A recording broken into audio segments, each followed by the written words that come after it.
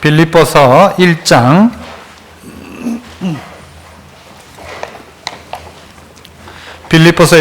12절부터 21절까지 말씀입니다.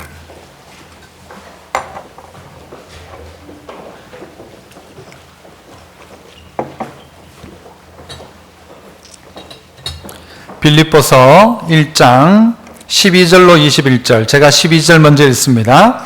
형제들아, 내가 당한 일이 도리어 복음 전파의 진전이 된 줄을 너희가 알기를 원하노라.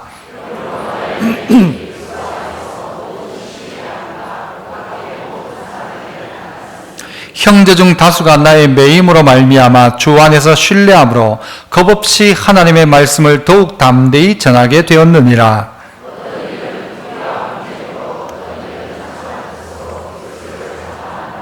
이들은 내가 복음을 변증하기 위하여 세우심을 받은 줄 알고 사랑으로 하나,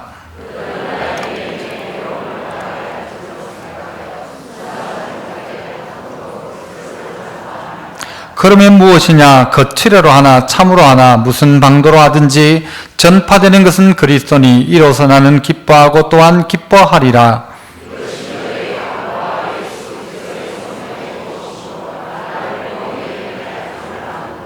나의 간절한 기도와 소망을 따라 아무 일에든지 부끄러워하지 아니하고 지금도 전과 같이 온전히 담대하여 살든지 죽든지 내 몸에서 그리스도가 존귀하게 되게 하려 하나니 이는 내게 사는 것이 그리스도니 죽는 것도 유익함이라. 아멘. 할렐루야. 찬양대에서 찬양으로 영광 돌립니다.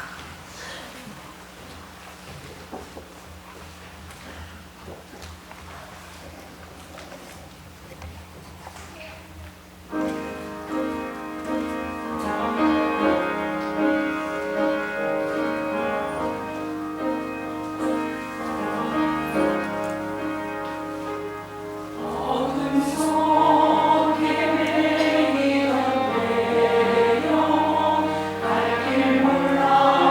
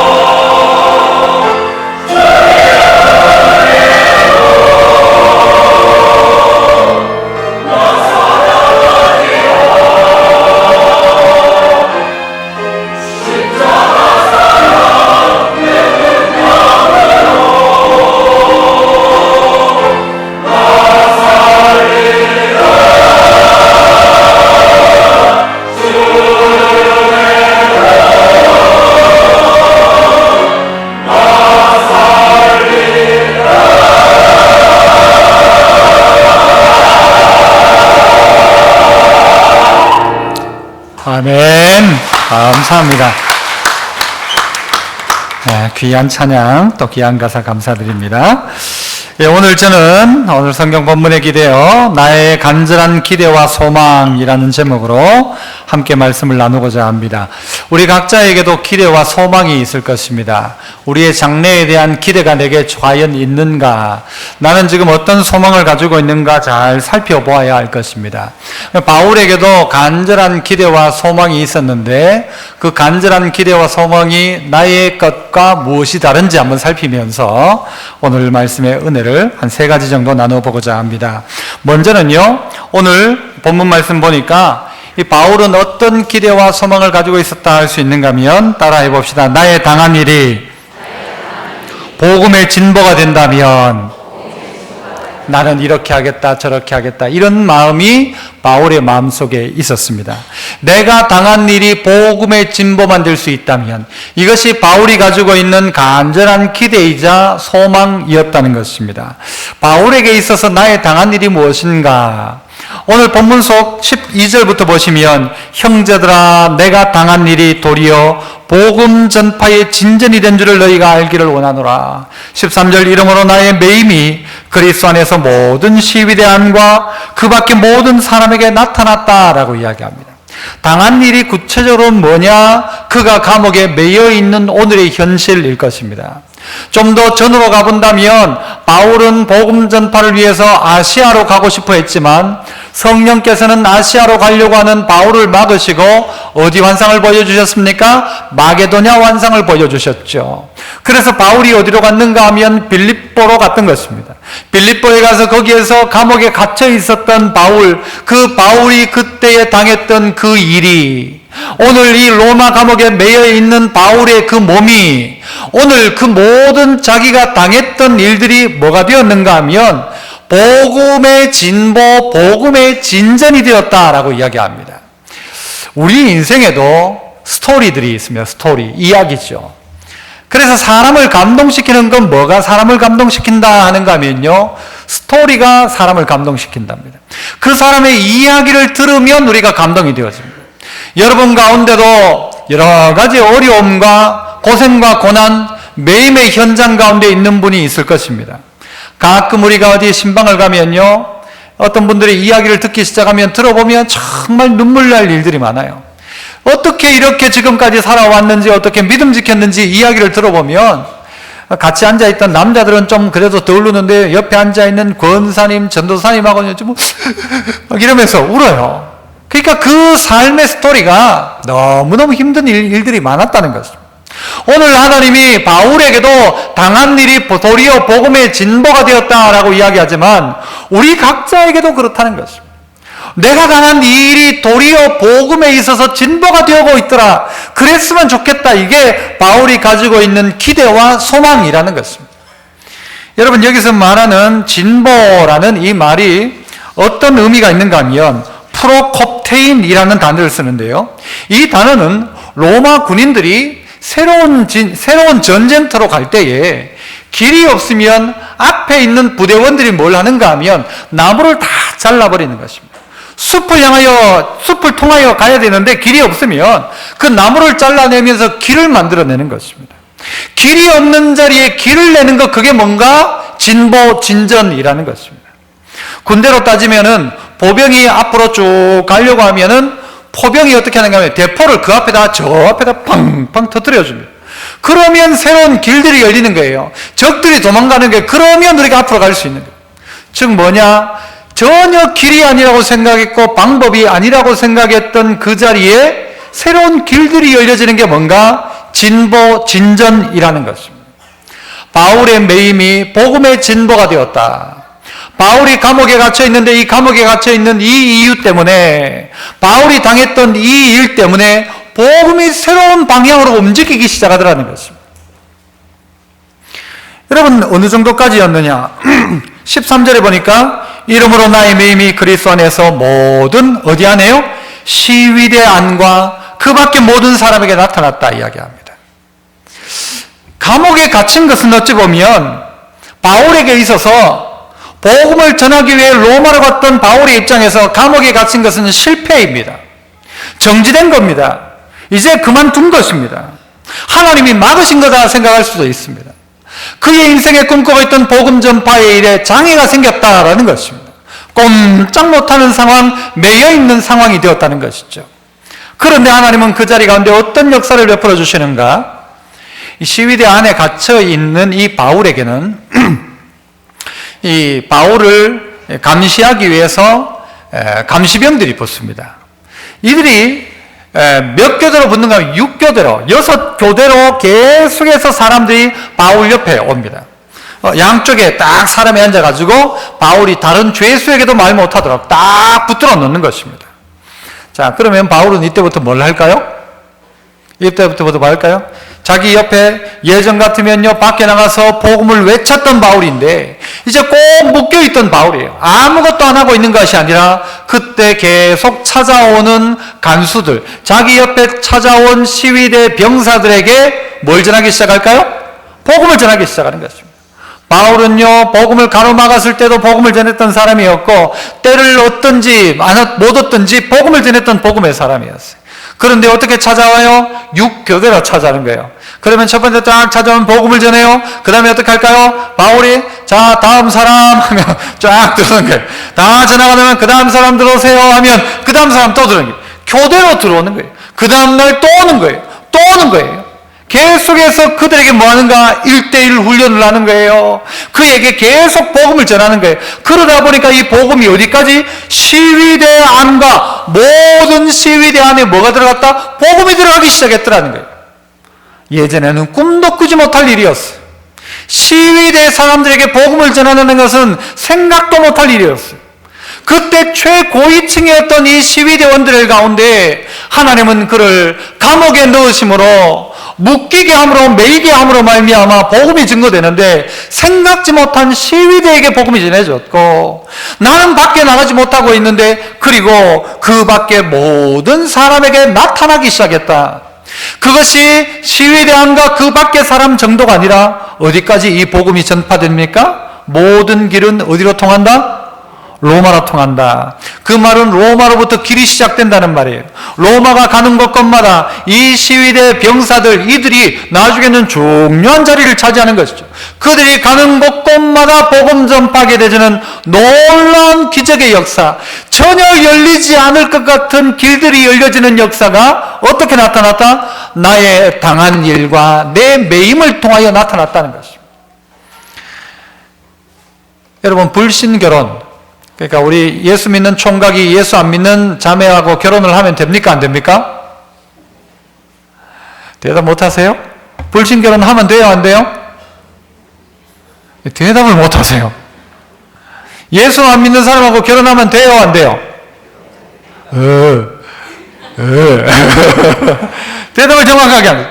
여러분, 예전에는요, 교회들마다 중직자가 예수 믿지 않는 자녀하고 결혼하면요, 징계를 했어요. 징계를 뭐 수찬 정지를 한다든가 몇 년 시무를 잠깐 내려놓는다든가 징계를 받았어요. 불신결혼하면. 뭐 그 상대자가 예수 안 믿는 건 뭐 말할 것도 없고, 혹 그가 믿어도 안 믿는 집하고도 결혼하지 말라는 식으로까지 이야기했어요. 그러면 예수 믿는 사람끼리만 결혼해야 됩니까? 성경에 보면 믿지 않는 자와 멍에를 같이 하지 말라고 했는데 그럼 어떻게 됩니까? 여러분, 오늘 우리에게요 여러 장면들을 한번 볼 필요가 있습니다. 예수 믿는 자매가 예수 안 믿는 남자하고 결혼을 했어요. 하면 돼요, 안 돼요? 두 번째로 그건 두고, 결혼을 해가지고 어떤 역사가 일어나요? 나중에 보니까요 그 남편이 예수 믿게 돼요. 그 가정이 예수 믿게 되는 일도 있더라고요. 그래서 안 믿는 남편이 예수 믿기 시작해가지고는 나중에 집사가 되고 장로가 되고 어떤 사람은 목사 되는 일도 있더라고요. 이런 걸 생각해보면 우리가 조금 더 생각을 한 그 내용을 가지고 전체를 적용하기에는 조금 무리도 있겠다는 생각들을 합니다. 자, 그렇다면 제가 불신결혼 하지 말라고 했어요? 하라고 했어요? 뭐 그런 말 안 했어요, 제가 아직도. 자, 무슨 이야기를 하고 싶은가 하면요, 내가 어떤 상황 속에 예수 믿지만 예수 안 믿는 가정 가운데 시집 갔어요. 그 집이 전혀 안 믿을 것 같은 가정이었는데 1년이 지나고 5년이 지나고 10년이 지나자 그 집에 남편이 예수 믿기 시작하고 시아버지가 예수 믿기 시작하고 점점 예수 믿기 시작하더라. 생각지도 못한 일이, 내가 그 자리에서 당한 일이 어떤 일 당했어요? 예수 믿는다고 시어머니한테 구박받고 시아버지한테 욕도 먹고 남편한테 얻어맞기도 하고, 이런 아프고 고통스러운 상황이, 내가 당한 일이 나의 매임이 있었는데 그 나의 매임과 나의 당한 일로 말미암아 놀라운 복음의 진보가 나타났다. 내가 오늘 매여있는 나의 상황이 있다면, 여러분 여기도 어디부터 시작했어요? 바울이 매여 있으면서 어디에서부터 복음이 전파돼요? 시위대. 시자 들어가는 또 하나가 어디 있어요? 시집, 시어머니, 다 시자로 시작하잖아요. 하나님께서요 이렇게도 하시더라는 거예요. 내가 생각할 땐 바울이 묶여있어서 아무것도 못한다 생각합니다. 아무것도 못한다. 내가 묶여있는데 뭘 할 수 있겠나? 그런데 하나님은 그 묶여있는 바울을 통하여서 일하기 시작하더라는 거예요. 여러분, 예수 믿는 사람은요 최악의 상황에서도 최선을 찾아내는 사람이 되어야 합니다. 그래서 나는 괜찮아 라고 하는 거예요. 나는 괜찮아. 하나님이 나를 여기 보내셨을 거야. 그러니까 바울은 시위에 대해서 전도하죠. 아니라고 한다면 바울은 시위에 대해서 전도 안 할 겁니다. 나는 이제 끝났어. 나는 이제 더 할 수 있는 게 없어. 나는 묶여있는데 뭘 할 수가 있어. 내가 감옥에서 꼼짝달싹 못하는데 뭘 할 수가 있을까? 하지만 하나님은 묶여있는 바울을 사용하시는 것입니다. 매여있는 우리의 인생을 사용하시는 것입니다. 나를 어느 직장 가운데 보내서 가가지고는요 내가 당한 고생이 얼마나 고생했는지 몰라. 막 직장 상사에게 욕 얻어먹고 동료에게 무시당하고 그러면서 그 자리에 있는 거예요. 거기에서 당한 일과 내가 또 매여있는 이 일이 그냥 그걸 그렇게 보면요 억울한 일이고 불쌍한 일이고 비참한 일인데, 하지만 그 자리에 하나님이 나를 여기 보냈다라고 생각하니까 바울은 거기에서도 교대로 찾아오는 그들에게 복음을 전하기 시작했고, 그러다 보니까 시위대가 바뀌었고, 시위대뿐만이 아니라 밖에 있는 사람들에게도, 그리고 그 복음은 온 전 세계로 향하여 뻗어가기 시작했다는 것입니다. 바울은 생각할 때 아시아였어요. 하지만 하나님은요 어디로? 마게도냐를 통하여, 마게도냐 환상을 통하여 빌립보로 유럽 전체를 이 바울의 발걸음을 내딛게 하신 것이죠. 내 뜻하고 하나님의 뜻이 다르다는 것입니다. 내 뜻은 자유인데 하나님의 뜻은 너는 좀 묶여있어라 라는 것이죠. 묶여있어라. 나의 고난이나 나의 스토리를 통해서 하나님은 복음을 전하게 하시는 것입니다. 내 연약함을 통해서 내가 당한 이 일이 어떨 때는요 복음의 귀한 도구가 되기도 합니다.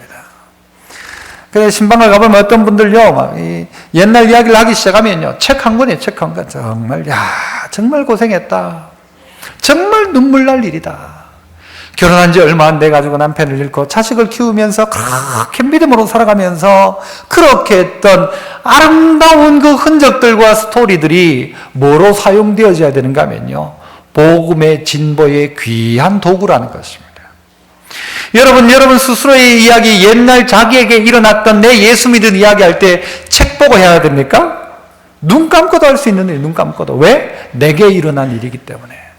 그래서 바울은 내가 당한 이 일이, 내가 지금 매여 있는 이 매임이 도리어 복음의 진전이 되었고, 내가 매여 있는 이것 때문에 시위대왕과 모든 사람에게 이 복음이 나타나기 시작했다. 그래서 14절에도 보세요. 14절. 형제 중 다수가 나의 뭐로 말미암아? 매임으로 말미암아 주 안에서 신뢰함으로 겁없이 뭘 하기 시작해요? 하나님의 말씀을 더욱 담대히 전하게 되었느니라. 바울은 생각할 때 내가 매여 있어서 끝났다, 이제는 못한다, 이제는 어쩌고 하는데, 천만의 말씀요, 형제 중 다수가 바울이 매여 있는 것을 보고는요 힘을 내기 시작하는 거예요. 바울이 매여 있으니까 우리가 다시 한번 확신하게 일하자라는 거죠. 우리나라 한국교회 초창기에 참 카리스마 넘치는 목사님들이 참 많았어요. 진짜 대단한 분들 많죠. 은사 여러 가지가 있었던 분들. 그런데 이 시대에 우리 한국교회의 걱정이 그거예요. 그 목사님 다 이제 은퇴하시면, 그 목사님 돌아가시면 어떻게 할까? 그 카리스마 넘치는 그분이 몇만 명 교회를 이끌던 그분이 은퇴하고 나면 어떻게 할까? 어떻게 될까요, 교회가? 물론 현실적인 염려가 있을 겁니다. 하지만 바울이 감옥에 매여 있어도 하나님의 복음에 매여 있지 않고, 바울을 묶어두신 하나님은 누구를 사용하는가 하면 제2, 제3의 사람들을 사용하시는 거예요. 다른 형제 중 다수가 담대하게 복음을 전파하기 시작하는 거예요. 바울이 있을 때는 안 했어요. 그런데 바울이 없으니까 일하기 시작하더라는 거예요. 교회도 똑같은 것입니다. 아이고, 그 사람 없으면 어떻게 하나. 천만의 말씀요, 교회는 일하기 시작하는 것입니다. 교회는 일하기 시작합니다. 하지만 분명한 것은 무언가 하면요, 내가 당한 일과 나의 매임이 복음의 진보가 되고 있다, 이렇게 고백하는 것을, 내가 오늘 나의 상황 속에서 하나님이 나를 이 자리에 보내신 하나님께서 나를 통하여 반드시 복음의 진보를 나타내실 것이다. 나를 이 집에 보낸 이유가 분명히 있을 것이다. 나를 이 회사에 보낸 이유가 반드시 있을 것이다. 나를 이곳에 묶어둔 이유가 있을 것이다. 그 이유를 발견하고 있는 그에게는 뭐가 나타나기 시작하는가? 복음의 진보가 나타나기 시작해요. 복음의 진보가 되어지더라는 것이죠. 생각지도 못한 사람이 움직이기 시작하더라는 것이죠. 생각도 안 했는데 역사가 일어나기 시작하더라는 것이죠. 우리에게도 그런 것입니다. 우리에게도 24시간 계속해서 그 사람을 계속 만나게 하시는 거예요. 오늘 만나게 하시고 내일 만나게 하시고 그 다음날 또 그 사람 또 만나야 돼. 싫든 좋든 꼭 만나야 돼. 돌아가면서 계속 만나야 돼, 그 사람을. 누구냐? 바울에게 있어서 시위대의 첫사람인 것입니다. 만나야 할 첫사람인 것이죠. 오늘 이 예배를 들으면서 우리의 마음속에 내게도 하나님 나를 여기에 묶어두실 때 나로 만나게 하시는 그 사람이 누군가? 바울은 누구요? 시위대. 여러분은 누구요? 시어머니, 시아버지, 시누이. 남자들에게는 거기 사장님, 거기에 부장님, 거래처 사장님. 여러분, 우리에게 계속해서 맡기는 그들이 있다는 것입니다. 거기에 순종하기 시작하니까 내 매임을 통해서 복음의 진보, 생각지도 못한 자리에 복음의 역사가 일어나기 시작하더라. 이 역사가 여러분에게도 있기를 축복합니다. 생각지 못한 방법이에요. 하나님의 방법은 감옥 안에서 매여있고 묶여있고 꼼짝 못하지만 하나님은 역사하시더라. 두 번째는요, 따라서 해봅시다. 무슨 방도이든 복음이 전파만 된다면, 어떤 방법이든지 간에 복음만 전파될 수 있다면, 이것이 무엇이에요? 바울이 가지고 있는 나의 간절한 기대와 소망이었다는 거예요. 간절한 기대와 소망. 그래서 15절부터 보시죠. 뭐라고 이야기해요? 어떤 이들은 투기와 분쟁으로, 어떤 이들은 착한 뜻으로 그리스도를 전파하니 이들은 내게 복음을 변증하기 위하여 세우심을 받은 줄 알고 사랑으로 하지만. 17절 18절 같이 읽어봅니다. 시작.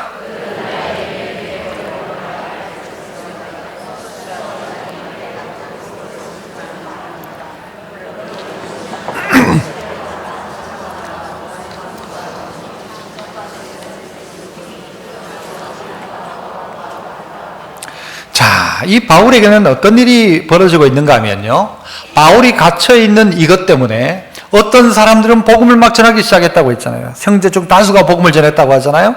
선한 뜻으로 복음을 전하는데 어떤 쪽에서는 어떻게 하는가 하면 잘 됐다 하면서 다른 의도를 가지고 복음을 전하기 시작하는 것입니다. 특별히 17절을 보면 그들은 나의 매임에 뭐를 더하게 할 것이다? 괴로움을 더하게 할 줄로 생각하고 순수하지 못하게 다툼으로 그리스도를 전파한다. 이 그리스도를 전파하긴 전파하는데 전파하는 이유가 뭔가 하면요, 바울이 어떻게 하도록? 바울이 괴롭도록, 바울에게 괴로움이 가도록 복음을 전한다는 거예요. 요즘 말로 하면 이런 거죠. 그냥 아주 좋은 뜻으로 전도하는 사람도 있지만 교회가 지금 막 전도하지 않으니까 여러분 가운데 이런 사람이 혹 있을지 모르죠. 알았다. 이번에 내가 막 확 데려와가지고 목사님 막 계속 새가족 신방 가더라. 막 코피 터지도록 그냥 막, 괴로움이 더하도록 내가 새가족을 막 다 데리고 와가지고 막 하루에 한 20가정씩 막 신방 가도록 해야지. 요런 사람이 있었으면 좋을까요? 없었으면 좋을까요? 목사님은 고생 한번 해봐라. 이거 내가 새가족을 내가 얼마나 데려와가지고 다시는 데려와 소리 못하도록. 그런데 마치 그렇다는 거예요. 바울이 그 매임의 괴로움이 더하도록 하기 위해서 어떤 이들은 전도를 한다는 거예요. 경쟁이 붙어가지고는 순수하지 못한 의도로 전도하더라는 거예요. 그런데 바울은 뭐라고 하는가 하면요, 괜찮다라고 하는 거예요. 그래도 무슨 방도로 하든지 전파되는 것은 누구다? 그리스도니 이로써 나는 기뻐하고 기뻐한다. 그 바울에게 있어서 기대와 소망은 뭐냐? 어떻게 하면 복음을 더 전할 수 있을까라는 거예요. 어떻게 하면 내가 욕을 좀 먹어도, 내가 좀 더 힘들어도 어떻게 하면 복음이 전파될 수 있을까라는 것이 바울의 기대와 소망이었다는 것입니다. 바울의 기대와 소망. 군대에 가면 군대에 그 높은 사람이 뭐 사단장이 기독교였다가 불교로 싹 바뀌어가지고 사단장이 딱 바뀌면요, 밑에 사람들이 싹 바뀝니다. 밑에 사람들이요, 지난주까지 교회 갔던 사람들이요, 요번 주 딱 때가 바뀌면요, 어디로 가는가 하면 전부 절로 가요. 절로. 그러다가요, 나중에 또 바뀌면요, 기독교로 바뀌면 그 다음에는 또 기독교로 싹 와요. 그래가지고 어떨 때는요, 그걸 군목이나 군종들이 이용할 때도 있어요. 사단장님, 지난주에는 이 2대대가 400명이 왔으면 400명, 1대대가. 그럼 옆에 듣고 있던 2대대장 어떻게 할까요? 다음부터 450명 데리고 오는 거예요. 불교 관련 사람들, 너 불교 가지 마. 다 오늘 아무 데도 못 가. 전부 교회가. 그래가지고요, 거기에 끌려가는 불교 신자, 천주교 신자, 막 이들이요, 뭐 할까요? 막 욕을 해요. 하면서 막 욕을 하면서, 내가 지금 불교 군정병인데 내가 교회 가야 되냐고, 내가. 요즘은 그렇게 하는 옛날 이야기. 교회 가야 되냐고. 막 궁시렁 거리면서 가요. 그래도 군대니까 어떻게 가야지. 그런데 그 가운데 놀라운 건요, 그렇게 가다가 예수 믿는 사람이 생긴다는 거예요. 희한하죠. 더한 건요, 훈련소입니다. 훈련소에 가면 세례를 주거든요. 근데 먼저 또 세례 주려고 하니까 저 불교에서 뭘 주는가 하면요, 여기다가 이렇게 뜸 뜨듯이 해가지고 수계라고 하나요? 그걸 줘요. 그래요. 지난주에 가가지고 분명히 불교에 가가지고 초코파이 먹고 해가지고 수계를 받았어. 그런데 이번 주에 교회 오면 초코파이하고 피자 준다 이러면요, 오늘 뭐 하는 거야? 지난주 수계 받아놓고 오늘 와가지고 뭐 하는 거야? 머리 뒤밀고 세례 받아요. 완전 이거 코미디죠, 코미디. 지금도 우리 교회도 그렇게 세례 주러 가고요. 다음 주에 저도 저기 어딥니까? 성광고등학교 학생들 300명 세례 주기로 했어요. 그런데 그게 여러분 어떤 일인가요? 하지 말아야 되나요? 하지 말아야 될까요? 나중에 보니까요, 언제 예수 믿게 되었습니까? 물어보니까 군대에서 세례받고 예수 믿었다는, 군대에서 세례받고 그 전주에 절에 갔다가. 그럴 수 있다는 거예요. 오늘 우리가 생각할 때에 어떤 방도로 하든지 전파되는 것이 그리스도가 된다면 바울 스스로는 내가 욕 좀 먹어도 괜찮다라는 거예요. 그 방법으로 하시더라는 거예요. 예수 안 믿는 사람하고 결혼했는데 결혼하고 난 다음에 어떻게 하는 거예요? 그 집안 전체가 예수 다 믿게 되는 거예요. 이걸 보고 뭐라고 이야기할 거란 말이에요. 하나님이 참 놀랍게 하시는 거야. 우리의 생각을 넘어서는 거예요. 예수 믿는 사람이 예수 안 믿는 집 시집 가가지고 그 집 전체, 가문 전체가 예수 믿는 역사가 일어나는데, 그래서 바울은 무슨 방도로 하든지 그리스도만 전파된다면 내가 욕 좀 먹은들, 내가 좀 더 괴로워진들, 그게 무슨 상관이냐라는 거죠. 이런 이야기가 있더라고요. 옛날에 있었던 일인데 우리나라 초창기 이야기죠. 아내가 예수 믿고 교회 가니까요, 남편이 아내를 두들겨 패는 게 끄댕이를 잡고 두들겨 패고 교회 가지 마라, 성경책을 불사지르고 시어머니도 구박을 하고 예수 믿는 며느리라고 막 욕을 하고 그랬어요. 그런데도 하나님이 은혜를 주시니까 우리 초창기 믿음의 사람들 목숨 걸고 예수 믿었잖아요. 목숨 걸고. 그래서 교회 간 거예요. 어느 날 남편이 술에 취해가지고 집에 딱 왔는데 이 마누라가 또 없는 거예요. 딱 보이 오늘 또 교회 간 거예요. 그래가지고는 저녁에 다 갔어요. 가니까 마침 교회가 뭘 하고 있는가 하면 예배를 다 끝낼 즈음에 불을 꺼놓고 통성 기도를 하고 있는 거예요. 그래서 딱 가가지고 이 남편이 자기 부인, 마누라라고 자기 마누라 머리 확 잡았어요. 그 뒤를 쭉 땡기면서 말로 걷어차면서 말하는데도 막 까불지 마라 하면서 끌고 온다는 거예요. 그런데 막 예배 시간에 기도하다가 막 갑자기 막 그런 소리가 들리니까 불을 탁 켠 거예요. 불을 탁 켰는데 보니까 자기 마누라가 아닌 거예요, 그게. 누구 부인인가 하면요, 그 동네 면장 부인인 거예요, 면장 부인.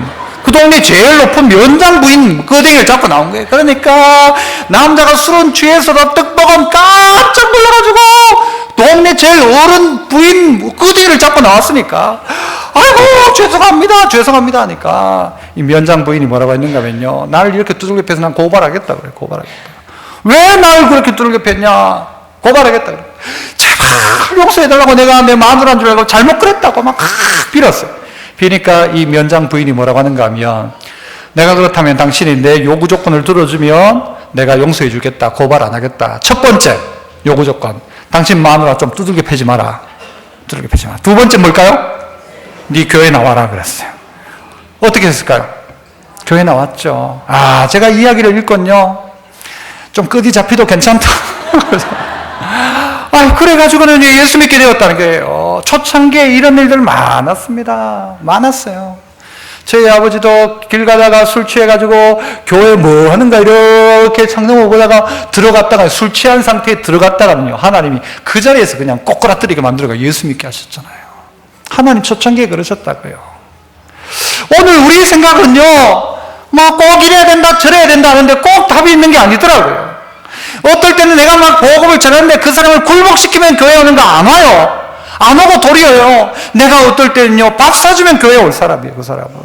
어떨 때는요, 그 사람 집에 가서 힘들 때 좀 도와주면 교회 올 사람이에요. 이 방법이든 저 방법이든 괜찮단 말이에요. 전부 다 막 달달달달 외워가지고 막 그 사람을 논리적으로 설득시킨다고 예수 믿는 게 아니라, 어떨 땐 그냥 가가지고 가자 하는데 그냥 그래 알았다 교회 나온 사람도 있어요. 있다니까요. 아무도 모를 일입니다. 저는 제가 이 교회에 부임해가지고 연예인들을 불러가지고 무슨 뭐 간증 집회를 한 번도 한 적이 없습니다. 전 연예인들을 아직 잘 못 믿어요.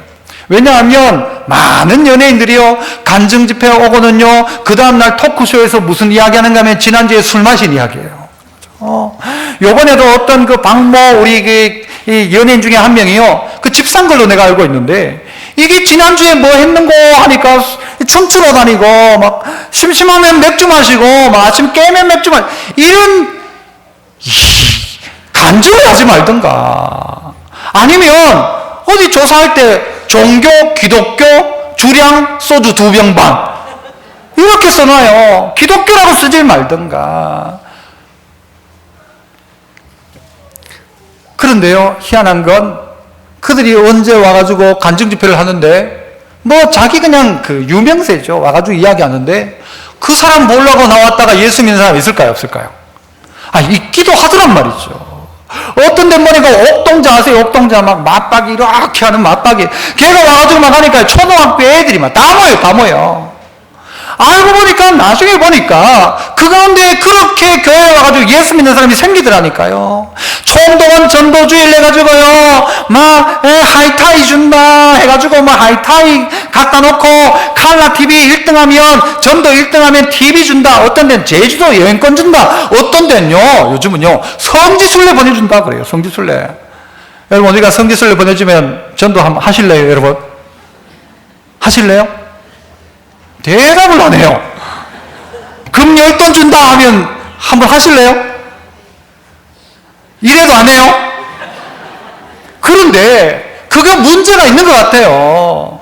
뭐 해가지고는 총동원주의를 해가지고 막 옆에 사람들 막 돈 줘가지고 오늘만 가자 해가지고 막 사람들 다 경마당에서 뭐 전부 다 끌고 왔는데 끌고 왔어요. 그 다음 주 되면요 한 명도 없어. 그러면 그거 해야 돼요, 하지 말아야 돼요? 안 해야 돼요? 해야 돼요? 그렇게 나와가지고 하이타이 받고 예수 믿는 사람도 있단 말이에요. 중요한 건 이거냐 저거냐가 아니라 오늘 우리에게 그 마음이 있는 거라는 거예요. 무슨 방도로 하든지 전파되는 것이 그리스도냐. 내가 욕먹더라도 내가 더 힘들어지더라도 전파된다면, 예수가 전파된다면 내 욕먹어도 괜찮다. 이게 바울의 고백이란 말이에요. 그런데 이건 이래서 안 되고 저건 저래서 안 되고 이건 이래서 안 되고 그건 그래서 안 되고 해도 남는 것도 없고 해도 뭐 누가 하나 되나. 다음 주 되면 아무도 없다. 그러니까 이것도 하지 말고 저것도 하지 말고 아무것도 하지 말자. 결국 그렇게 간다는 거예요. 그러니까 바울은 뭐라고 해요? 선한 방도로 했든지 간에 아니면 투기와 시기로 했든지 간에 어쨌든지 전파되는 것이 그리스도라고 한다면 나는 기뻐하고 기뻐한다는 거예요. 이게 막 이 교회에서도요 묘하게 경쟁이 막 붙기 시작하면요 희한한 일이 있습니다. 요 사람이 전도 몇 명 했는가 그래프를 그려놓으면요 요 사람이 3명 했다. 그럼 알았다. 난 4명은 해야지. 다음 주에 무조건 내가 1명 더 데리고 온다. 요 사람 4명은 저것 봐라. 내가 다음 주에 한번 보자. 난 5명. 이런 건 좀 하세요. 좀 이런 질투 이런 시기는 좀 하세요. 내가 저 사람보다 전도 더 해야지. 내가 저 사람보다 성경 더 읽어야지. 이런 건 해야 되네. 이건 절대 안 하고. 그죠? 저 사람 파마 더 잘 나왔다. 나 다음 주에 또 해야지. 이런 거나 가지고 막, 그죠? 화장품을 좀 못 썼노? 백이 뭔고? 이란 말이에요, 교회는. 오늘 바울은 무슨 방도로 하든지 전파되는 것이 그리스도라고 한다면 나는 이것 때문에 기뻐하고 기뻐한다. 기뻐하고 기뻐한다 그러죠. 내 안에 이런 기대와 소망이 있는가? 바울은 이런 기대가 있었다는 거예요. 어떤 상황이라 할지라도 그리스도의 복음만 전파될 수 있다면 나는 좋다. 나는 좋다. 나는 좋다. 다음 주에 우리 주일날 오후에 윤복희 권사님 와요. 윤복희 권사님. 참 귀한 분이. 이분은 다 자타가 정말 인정하는 신앙의 귀한 사람이에요. 그 간증이요 너무너무 놀라운 간증도 있고요. 그의 찬양 지난번에 영상 한번 보여드렸잖아요. 여러분이란 영상. 그것도 얼마나 그 복음성가예요. 복음성가. 완전히 복음성가. 이런 장면들을 누구한테 좀 보여줬으면 좋겠다. 내가 전도는 못하는데 무슨 이야기 할 수 있는 걸 윤복희 온다. 윤복희. 다음 주에 혹시 미니스커트 입고 올지 몰라. 그러면서 그 어른이 벌써 70이 넘었어요. 70이 넘었어. 그냥 보러 가자. 전도는 못하는데 윤복희 보러 왔다가 예수 믿을지 아무도 모른다는 거예요. 그런데 우리는 아무것도 하잖아요. 우리가 무슨 전도한다고 이름을 한번 적어내자면요 적어낸다고 오나 그게 여러분 믿음이에요. 여러분 믿음. 여러분 믿음이 그 정도예요. 그러니까 적어놓고 기도하면 하나님 어떤 방법으로든지 뭐 거지를 잡아서라도 데리고 오실 거야 라는 그런 믿음은 없고, 적어도 안 와. 이 믿음만 아주 충만해져가지고는 해도 안 돼. 이 믿음이 충만해져가지고는. 하지만 이 방도로 하든 저 방도로 하든 밥 사주고 하든 아니면 그 사람을 꼬셔서 오든 아니면 그 사람에게 사정을 해서든 그 사람이 어떤 방법으로든 어떻게 해요? 예수 믿을 수 있다면 얼마나 기쁠까? 그런데 우리는 그런 방법 쓰면 안 돼. 인위적인 방법 쓰면 안 돼. 믿음으로 해야지. 삶으로 실천해서 보여줘야지. 내가 빛과 소금의 역할을 감당해가지고 그 사람이 감동하도록 해야지. 언제요? 전국에 있는 목욕협회 사람들이 모여가지고, 목욕탕 협회 사람들이 모여가지고 아주 위대한 문구 하나를 만들어냈어요. 뭘까요? 모든 사람에게는 때가 있다. 못 알아들으세요? 모든 사람에게는 때가 있다. 밀어서 나오는 때 말이에요. 이게 목욕탕 업자들이 만들어내는 명언이래요. 모든 사람에게는 때가 있다. 여러분, 전도에도 뭐가 있어요? 때가 있습니다. 전도할 때가 있습니다. 이번 가을 넘기지 않고 하나님의 시위대 안과 다른 사람들에게 무슨 방도로 하든지 전파되는 것이 그리스도라고 한다면 전파되는 것이 그리스도라고 한다. 나는 기뻐하고 내가 욕을 먹더라도. 마지막 세 번째는요, 따라 해봅시다. 살든지 죽든지 내 안에서 그리스도만 존귀케 된다면, 이 바울이 가지고 있는 세 번째 기대와 소망은 뭔가 하면, 내가 살든지 죽든지 간에 내 안에서 그리스도만 존귀해질 수 있다면 나는 이라는 것입니다. 어떤 상황이 돼도 괜찮아. 살아도 괜찮고 죽어도 괜찮단 말이죠. 누구만 높아진다면? 그리스도만 높아진다면. 그리스도만 높아진다면. 여러분, 높아진다, 이 존귀히 여긴다, 이 말의 원어적인 헬라의 의미가 뭔가 하면요, 이것이 갑자기 막 점점 커지는 게 아니라, 요 조그마한 게 점점 커지는 게 존귀한 게 아니라, 똑같았는데 내가 작아짐으로 말미암아 이게 커져가는 거 말이에요. 똑같은 크기는 내가 작아짐으로 말미암아 상대적으로 커져가는 거 말이에요. 그거 말입니다. 그래서 그리스도를 존귀케 한다는 말은 뭔가 하면요, 우리가 막 하면 하나님이 갑자기 더 존귀해지고 더 존귀해지는 게 아니라, 하나님은 늘 그대로 존귀하신 분이에요. 그리스도는 존귀해요. 그런데 어떻게 그 존귀함을 드러내는가 하면, 내가 어떻게 되므로? 작아짐으로, 내가 낮아짐으로, 내가 비천에 처함으로 말미암아 그리스도가 점점 존귀해지는 거예요. 그래서 결혼식 날 어떻게 해야 돼요, 여러분? 예쁘게 해야 돼요, 예쁘게 안 해야 돼요? 하객들은요, 적당히 해야 돼. 너무 이쁘게 하면 그 신부에 대한, 이거는 신뢰입니다, 신뢰.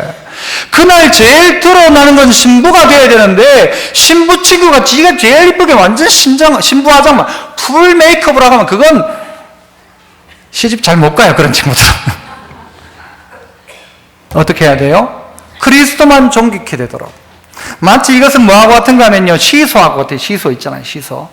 내가 낮아지면 누가 높아져요? 상대가 높아지는 거예요. 내가 낮아지면 그리스도께서 존귀케 되는 거예요. 똑같은 무게처럼 있었지만 내가 낮아지니까 그리스도가 존귀케 되는 거예요. 그리스도가 존귀케 되고 나니까 어떻게 해요? 그리스도께서 우리를 다시 어떻게 해요? 높이시는 거예요. 내가 나를 높일 방법은 아무데도 없어요. 내가 나를 어떻게 높여요? 하지만 나를 낮출 방법은 내게 있단 말이에요. 내가 나를 높인다고 높아집니까? 안 높아지죠. 하지만 내가 나를 낮출 때는 낮아진단 말이에요. 내가 낮아지는 순간 어떻게 되는가? 그리스도가 존귀케 되는 거예요. 주 안에서 겸손하라. 주 안에서 너희를 낮추라. 때가 되면 너희를 어떻게 하시리라? 높이시리라. 우리를 낮추면 그리스도가 높아져요. 그러면 그 그리스도께서 때가 되면 거꾸로 우리를 높이신단 말이죠. 그래서 우리에게 늘 어떤 마음이 있어야 되는가? 나는 살든지 죽든지 내 안에서 그리스도만 높아진다면, 존귀케 된다면, 나는 이것이 나의 간절한 기대이자 소망이다. 어떻게 나를 통하여 그리스도를 높일까? 어떻게 나를 통하여 하나님을 높일까? 이게 바울의 고민이었다는 것이죠. 내 뜻이 아니라 주님 뜻이죠. 그래서 우리 찬양하는 것처럼 주님 뜻대로 살기로 했네. 주님 뜻대로 살기로 했네. 주님 뜻대로죠. 그래서 바울은 마치 이런 이야기예요. 우리나라 말로 하면요, 살든지 죽든지는 뭔가 하면, 나는 그리스도만 높아진다면 죽어도 좋아. 나는 이제 죽어도 여함이 없어. 그리스도만 높일 수 있다면, 비록 감옥 안에 있지만 내가 나의 삶을 통하여 그리스도만 높일 수 있다면, 내가 비록 매여 있지만 나의 매임을 통해 그리스도의 복음이 전파될 수 있다면, 그래서 그리스도가 존귀케 된다면 나는 죽어도 좋아라는 거예요. 나는 죽어도 좋아. 믿음의 성도 여러분, 우리 안에 이 모습이 있는가? 교회 안에서 이런 모습이 있는가? 교회가 시간이 지나면 지날수록요, 이런 부분들은 다 사라져요. 복음의 진보, 또 복음의 전파, 그리스도의 종기는 사라지고 뭐만 남는가 하면요, 직분의 귀중함, 직분의 높음, 어떤 직분을 원하는, 나도 나중에 저 직분 가져야지, 이 계급처럼 되어진 직분화, 이게 교회 안에 나타난다는 것이죠. 뭐가 사라지고?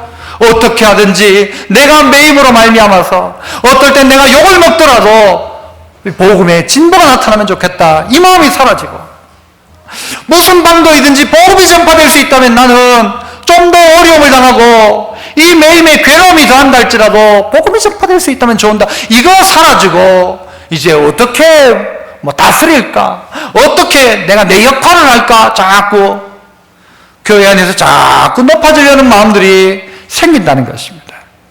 그리스도가 존귀해야 될 교회 가운데 그리스도는 사라지고 사람들이 가장 존귀하게 드러난다면 여러분, 하나님은 그 교회를 낮추실 것입니다. 스스로 높일 방법은 전혀 없습니다. 스스로 높일 방법은. 오직 스스로 높일 방법은 내가 나를 낮추어서 주님을 높임으로 말미암아 때가 이를 때 주님이 나를 높이시는 것이 되어야 되죠. 내가 나를 스스로 높일 방법은 아무데도 없다. 그래서 오늘 이 말씀들을 다 기억하셔서 이 바울이 나의 간절한 기대와 소망이 이런 것이었다면 내 간절한 기대와 소망은 과연 무엇인가를 잘 비교해서 살피셔서 여러분을 통하여서 생각지 않는 자리에 복음의 진보가 뻥뻥 터져나는 것처럼, 그죠? 나무를 잘라내고 대포를 쏴서 전혀 가보지 않았던, 전혀 이 예수 믿지 않을 것 같은 시위대, 시집, 친정 바뀌어지고 우리의 직장이 바뀌어지는 복음의 진보, 어떤 방법도 이제는 내가 쓸 수 있는 최대한의 방법들을 다 써서 어떻게 하면 이 복음이 전파될까, 그리고 나의 삶을 통하여 어떻게 그리스도가 존귀케 될까가 여러분의 놀라운 기대와 소망으로 바뀔 수 있기를 축복합니다. 자, 이 시간 우리 작전 카드를 다 꺼내시고, 지금 쓰지 않아도 좋습니다만은 그 카드에 손을 얹고 함께 한번 기도하시겠습니다. 작전 카드를 다 꺼내십시오. 꺼내고 손을 얹어서 저도 한번 기도하겠습니다. 하나님 감사합니다. 오늘 바울에게 있어서는 복음 전파와 복음의 진보와 그리스도의 존귀가 그의 가장 큰 기대와 소망이었는데, 하나님 우리에게도 은혜 더하여 주셔서 복음 전하는 이 귀하고 복된 일 잘 감당하게 하시고, 이 복음 전파도 때가 있는데 이 때를 놓치지 않는 저희들 되게 하여 주옵소서. 생각지 않았던 이들, 그래서 생각지 않는 시위대가 변화된 것처럼 하나님 아버지, 오늘 내게 생각나게 하신다면 아버지 만나게 하신 그 사람 잘 복음 전하여서, 아버지 하나님, 예수 믿는 것은 내가 할 수 없지만 그러나 전파하는 것은 내가 할 수 있기에 순종함으로 나아가는 우리 모두가 되게 하여 주옵소서. 아버지 하나님, 이 한 주간도 특별 새벽 기도와 또 토요일 날 있게 될 임직식 가운데도 주께서 놀란 은혜 주옵소서. 예수님 이름으로 기도하옵나이다. 아멘.